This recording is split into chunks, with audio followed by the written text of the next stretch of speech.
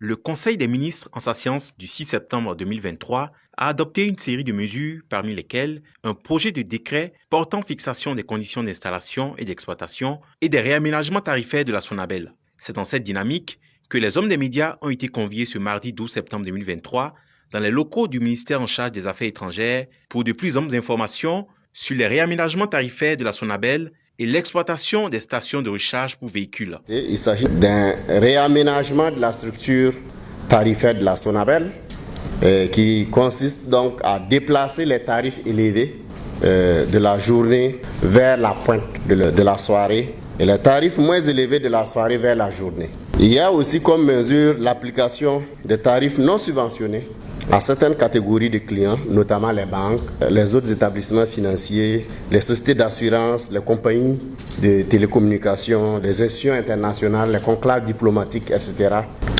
Il y a aussi le fait qu'on a prévu désormais de négocier des tarifs avec des clients qui consomment plus de 10 MW. Cela, c'est dans l'esprit surtout de voir avec les sociétés minières qui ont donc les possibilités même de produire ou de financer la production de l'électricité. Dans le souci de réduire sa dépendance en énergie fossile et préserver l'environnement, le Burkina Faso s'est tourné vers la promotion et la vulgarisation des énergies renouvelables. Donc, c'est dans ce contexte que nous avons effectivement soumis le projet de décret qui a été adopté, qui concerne donc la délivrance et donc les autorisations pour pouvoir implanter des stations de recharge pour donc les véhicules électriques.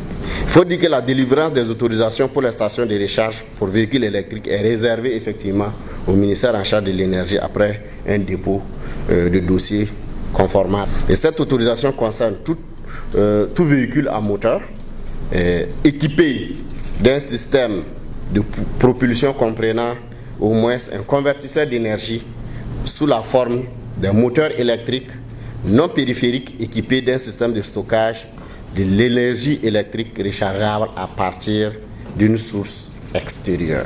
Des infrastructures de recharge seront déployées pour l'effectivité de ce décret. Alors, les infrastructures de recharge seront donc déployées dans des endroits aménagés à ce type d'infrastructure. Elles peuvent notamment être installées sur les parkings. Donc, on va prévoir donc que dans les parkings, il y ait donc des bornes de recharge électrique pour que lorsque vous venez garer votre véhicule, vous pouvez payer, charger pendant que vous travaillez. Et à un moment, vous devez venir, si c'est chargé, vous devez venir déplacer votre véhicule pour que si quelqu'un d'autre a besoin, puisse également venir le faire. Les stations de recharge seront approvisionnées par deux canaux principaux, à savoir un branchement direct au réseau de l'opérateur national, à savoir la Sonabel, ou un approvisionnement par une source autonome de production d'énergie. Boama TV, l'autre télé by Pro Org.